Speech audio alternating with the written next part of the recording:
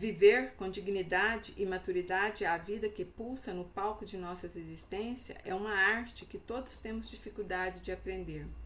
Pela elegância com que manifestava seus pensamentos, Cristo provavelmente usava cada angústia, cada perda, cada contrariedade como uma oportunidade para enriquecer sua compreensão da natureza humana. Era tão sofisticado na compreensão dos pensamentos que fazia até mesmo das suas misérias poesia.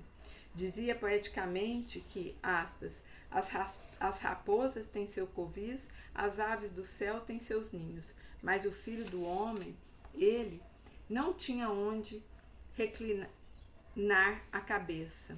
Mateus 8:20. Como pode alguém falar elegantemente da própria miséria? Jesus era um poeta da existência. Suas biografias revelam que ele reconhecia e reciclava suas dores continuamente. Assim, em vez de ser destruído por elas, ele as usava como um alicerce da sua inteligência. O carpinteiro de Nazaré viveu no anonimato a maior parte de sua existência. Porém, quando se manifestou, revolucionou o pensamento e o viver humano. Seu projeto era audacioso. Ele afirmava que primeiro o interior, ou seja, o mundo dos pensamentos e das emoções, deveria ser transformado. Caso contrário, a mudança exterior não teria estabilidade, não passaria de mera maquiagem social. Mateus 7, 17 e 23, João 8, 36. Para Cristo, a mudança exterior era uma consequência da transformação interior. Apesar de a inteligência de Cristo ser excepcional, ele reunia todas as condições para confundir o pensamento humano. Nasceu numa pequena cidade. Seu parto foi entre os animais, sem qualquer espetáculo social, estética ou glamour. Com menos de 2 anos, mal tinha iniciado sua vida, já estava condenado à morte por Herodes. Seus pais, apesar da riqueza interior, não tinham qualquer expressão social. A cidade em que cresceu era desprezada. Sua profissão era humilde. Seu corpo foi castigado pelas dificuldades de sobrevivência. E por isso alguns o consideravam envelhecido para a sua idade. João 8, 57. Não buscava ser o centro das atenções. Quando a fama batia-lhe à porta, procurava se interiorizar e fugir do assédio social. Não se autopromovia, nem se autoelogiava. Não falava sobre sua identidade claramente, nem mesmo para seus discípulos mais íntimos, mas deixava que eles usassem a capacidade de pensar e a descobrissem por si mesmos. Mateus 16, 13 e 17. Falava frequentemente na terceira pessoa, referindo-se ao seu pai. Só falava na primeira pessoa em ocasiões especiais, nas quais sua ousadia era impressionante, deixando todos perplexos com suas palavras. João 6, 13 a 52, 8, 12 a 13, 8, 58 e 59. Jesus gostava de conviver com os desprovidos de valor social. Era o exemplo vivo de uma pessoa avessa a todo tipo de discriminação. Ninguém, por mais imoral e por mais defeitos que tivesse, era indigno de se relacionar com ele. Cristo se doava sem esperar nada em troca. Diferentemente dos escribas e fariseus, dava mais importância à história das pessoas do que ao, aspas, pecado como ato moral. Entrava no mundo delas, percorria a trajetória de suas vidas, gostava de ouvi-las. A arte de ouvir era uma joia intelectual para ele.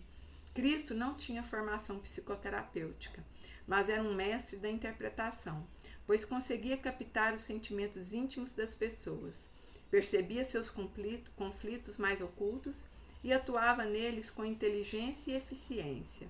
Era comum ele se antecipar e dar respostas a perguntas que ainda não tinham sido formuladas ou que as pessoas não tinham coragem de expressar.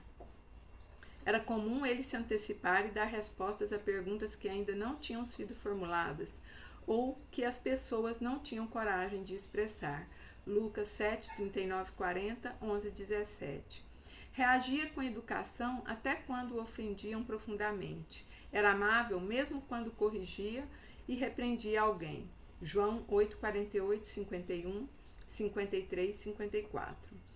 Não expunha em público os erros das pessoas, mas ajudava-as com discrição, considerando-as acima dos seus erros, conduzindo-as a se repensarem.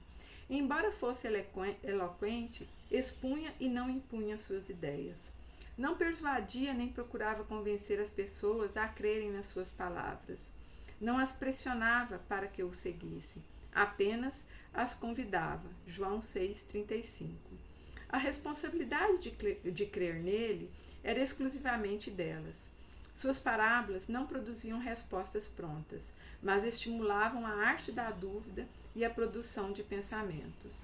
Jesus não respondia às perguntas quando pressionado, sendo fiel à própria consciência.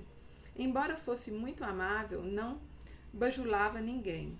Não empregava meios escusos para conseguir determinados fins. Por isso, era mais fácil as pessoas ficarem perplexas diante dos seus pensamentos e reações do que compreendê-los. Ele foi, de fato, um grande teste para a cúpula de Israel. Cristo foi e continua sendo um grande enigma para a ciência e para os intelectuais de todas as gerações. Hoje, provavelmente, muitas pessoas que afirmam segui-lo ficariam perturbadas por seus pensamentos se vivessem naquela época. Cristo confundia a mente das pessoas que passavam por ele e, ao mesmo tempo, causava nelas, até nos seus opositores, profunda admiração. Maria, sua mãe, impressionava-se com o comportamento do filho e com seu discurso desde a infância. Quando ele falava, ela guardava em silêncio suas palavras. Lucas 2, 45, 51. Tinha apenas 12 anos e os doutores da lei, admirados, sentavam ao seu redor para ouvir sua sabedoria. Lucas 2, 39, 44. Seus discípulos ficavam continuamente atônitos com sua inteligência, enquanto seus opositores emudeciam diante do seu conhecimento e faziam, aspas, plantão para ouvir suas palavras. Mateus 22, 22. Até Pilatos parecia um menino perturbado diante dele. Mateus 27, 13, 14. Com a arrogância e o autoritarismo que lhe eram conferidos pelo poderoso Império Romano, Pilatos não podia suportar o silêncio de Cristo em seu interrogatório. A singeleza e a serenidade dele, mesmo diante do risco de morrer, chocavam a mente de Pilatos. A esposa do imperador, que não participava do julgamento de Cristo, mas sabia o que estava acontecendo, ficou inquieta. Sonhou com ele e teve seu sono perturbado. Mateus 27, 19. As pessoas discutiam continuamente a respeito de quem era aquele misterioso homem que parecia ter uma origem tão simples. Graças à sua intrigante e instigante inteligência, Cristo provavelmente foi o maior causador de insônia em sua época. Assim é. Gratidão e até domingo.